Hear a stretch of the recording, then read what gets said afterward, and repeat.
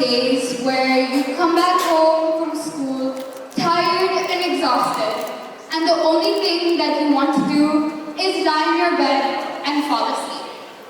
But then you remember that you have a test the next day, and that too, not your favorite subject. So you try to stay up and study, but end up falling asleep anyways. The next day, you go to school, not prepared with what you have learned, but still continue and do the test anyways. Then the day comes where your results are out, and you see that you haven't met up to your mark. So, one of the first things that comes into your mind is, how are you going to tell your parents? How are they going to react to your scores? Are you going to be grounded? But then again, you think, what if you had studied? What if you were the perfect child who studied and slept? But what if you had the perfect parents who understood your situation and let this one test go? No questions asked. Oh, that would be a dream. So now, ladies and gentlemen, here's my big question. To be the perfect child or to have the perfect parents?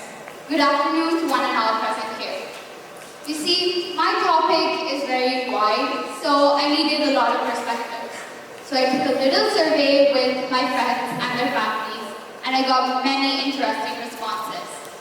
So let's jump right in and see what a perfect child is.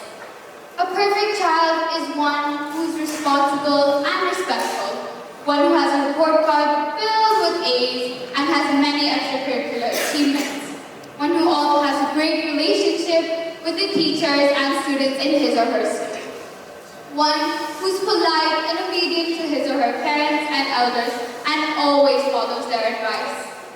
And of course, finally, one who has a perfect relationship with their siblings. No fights, no quarrels, nothing of the sort. Now, let's see the flip side. Let's see what a perfect parent is. A perfect parent is one who looks at the child's face and understands what's going inside their head. One who knows when they're sad and will comfort them, or one who will be excited for them when they are happy. One who would not scold the child when they make mistakes, but would rather explain in a kind tone and tell them how to correct it. One who get them anything they want, no matter the cost, when they want, no questions asked. But you see, you expect the perfect child or the perfect parent to have no flaws at all. But you see, they do.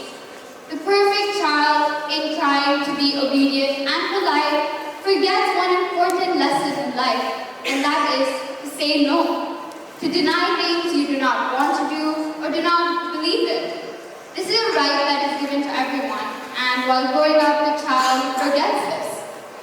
And in trying to always please their parents, they forget their own goals. They forget to be independent, to think for themselves, to make decisions for themselves, and so on.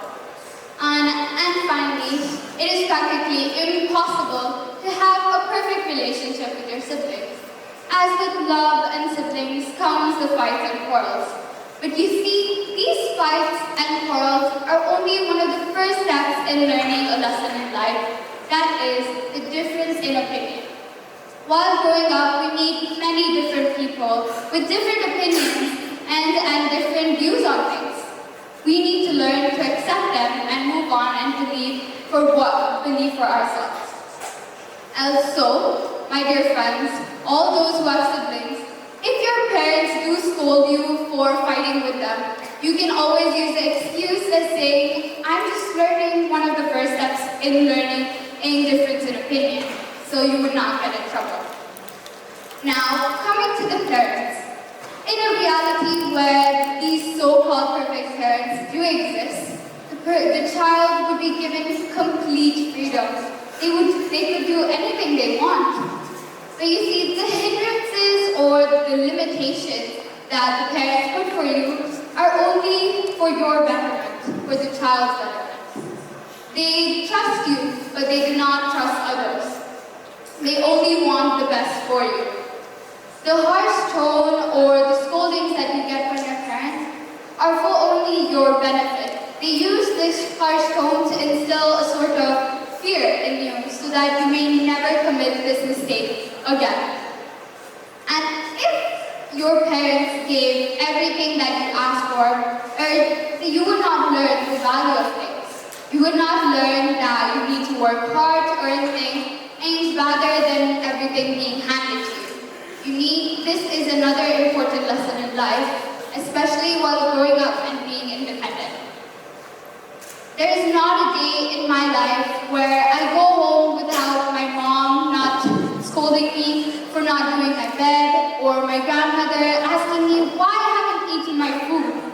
My dad telling me to study and finally to complete my day, my sister annoying me. But you see, they all do this for reasons. My dad wants me to be successful, and the best way to do that at my stage is to get good grades and study well. My mom wants me to stay hygienic, systematic, and organized, and the best way to do that is to keep your surroundings clean, and being a teenager, I spend most of my time in my room. My grandmother wants me to be healthy and wants good for my well-being. And the best way to do that is to eat 3 healthy meals a day. And finally, my dear little sister. She only wants my love and attention.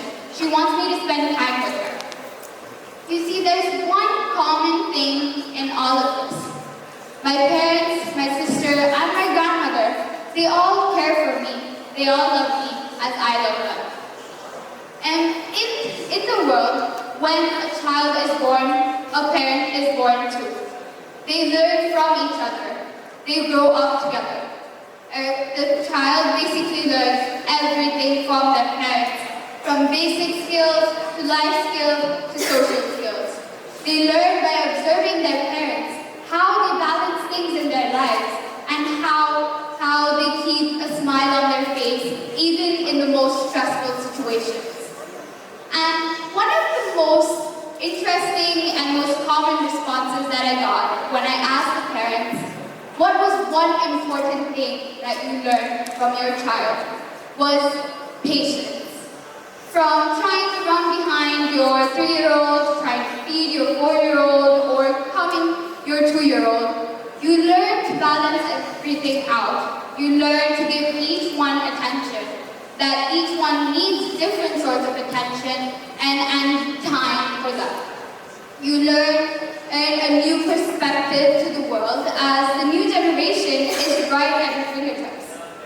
You learn to understand your own parents better, how they used to deal with you, how their childhood, how they dealt with you. You learn so many things from your own child. You see, in reality, there is no such thing as a perfect child or a perfect parent. You need to learn to accept yourself for who you are and love yourself, and adapt to situations. As together, there is no perfect child or perfect parent, but there is a family, and perfect moments can be created. Thank you.